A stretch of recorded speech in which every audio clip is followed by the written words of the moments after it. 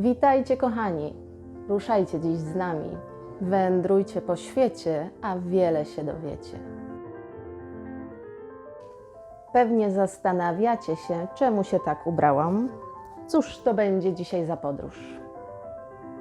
Po co ta sukienka? Po co specjalny kubek z nutami? Chciałam zaprosić Was w podróż niedaleko Warszawy, do pewnej miejscowości, którą na pewno dobrze znacie, ponieważ jest bardzo ważnym miejscem na muzycznej mapie Europy i na muzycznej mapie Polski przede wszystkim. Te walizki nie będą nam potrzebne, nie jedziemy daleko. Wybierzemy się do Żelazowej Woli. Dlaczego tam? Dlatego, że jest to jedno z miejsc związane z człowiekiem, o którym mówią kompozytor i pianista wszechczasów. Miejsce związane z życiem Fryderyka Chopina. O Fryderyku Chopinie odcinków czeka nas kilka, ponieważ nie tylko Żelazowa Wola, do której się dzisiaj wybieramy, jest związana z jego życiem. Zaczniemy natomiast od niej, ponieważ to właśnie tam przyszedł na świat. To właśnie tam spędził pierwsze kilka miesięcy życia i do Żelazowej Woli wracał, zanim opuścił nasz kraj. Zapraszam Was w tę krótką, ale mam nadzieję bardzo ciekawą podróż. Gotowi? No to ruszamy.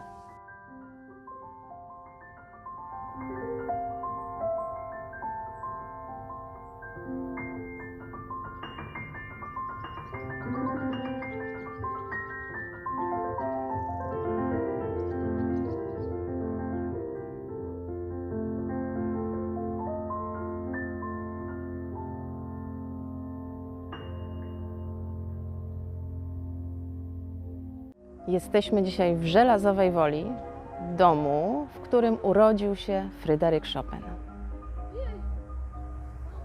To tutaj 1 marca 1810 roku urodził się Fryderyk Chopin. Mieszkał tu bardzo krótko, ale mimo wszystko zajrzyjmy na chwilę do jego domu i posłuchajmy niezwykłego koncertu. Zapraszam.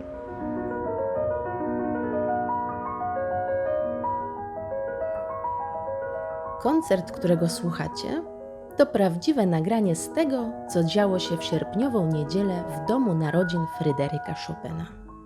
Czuję, jakbyśmy cofnęli się w czasie.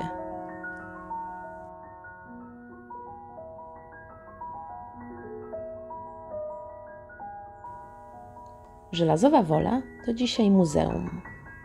Zajrzyjmy do środka. W tym pokoju urodził się Fryderyk Chopin. Ciekawe jest to, że tak naprawdę nie do końca znana jest data jego urodzenia. On sam twierdził, że urodził się 1 marca. Natomiast w zapiskach kościelnych znajdziecie datę 22 lutego.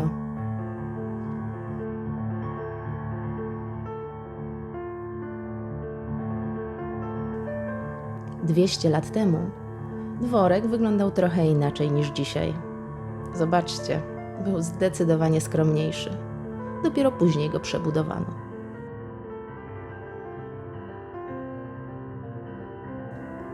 Dom i tereny wokół niego należały do hrabiego Skarbka.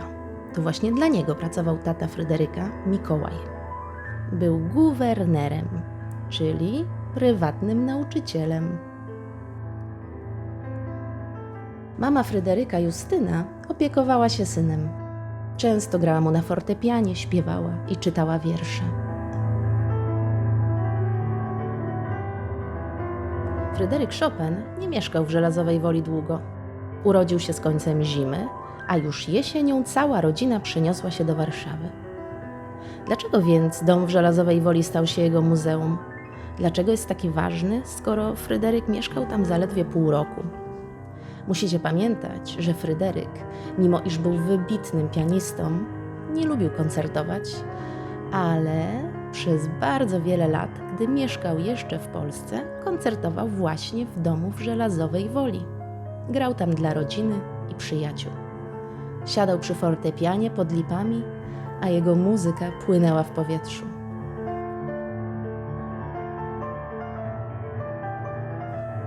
Za tymi drzwiami gra dla nas młody, niezwykle zdolny japoński pianista Ushida Tomoharu. To właśnie jego gry na fortepianie dziś słuchacie. Popatrzcie, jak wszyscy dziękują mu za udany koncert.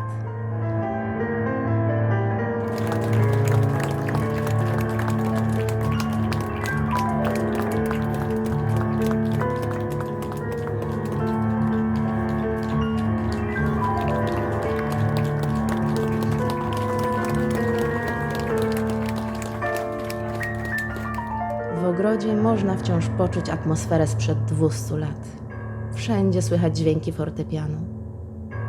Może i wy kiedyś tu przyjedziecie, aby usiąść pod drzewem i wsłuchać się w muzykę Fryderyka Chopina, tak jak ja. Mam nadzieję, że podobała wam się ta krótka podróż. Dzisiaj na zakończenie chciałabym wam przeczytać fragment pewnej książki pod tytułem Królik i Chopin. Dlaczego właśnie tej? Tego na pewno już sami się domyślicie. Ale co to takiego, ojcze? Co to za dźwięk?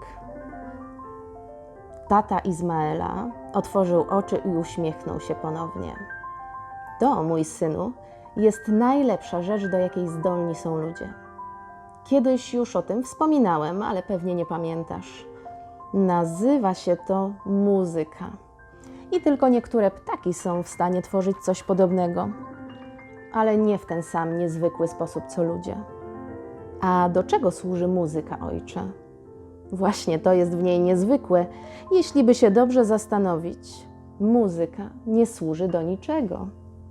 Ze wszystkich dźwięków to jedyny, który nie wiadomo do czego służy. Rozmowy służą temu, żebyśmy się wzajemnie porozumiewali. Zwierzęta ze zwierzętami, drzewa z drzewami, ludzie z ludźmi.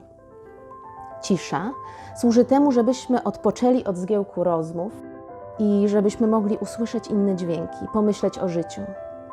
Muzyka natomiast. Do czego służy muzyka? Muzyka nie służy do niczego, tylko do słuchania. I niezwykłe jest to, że wynaleźli ją ludzie. Właśnie oni, którzy tyle mówią i żyją w ciągłym hałasie zdolnym zagłuszyć wszystkie odgłosy przyrody. Na dzisiaj to już wszystko. Bardzo dziękuję wam za to spotkanie i do zobaczenia w kolejnym odcinku.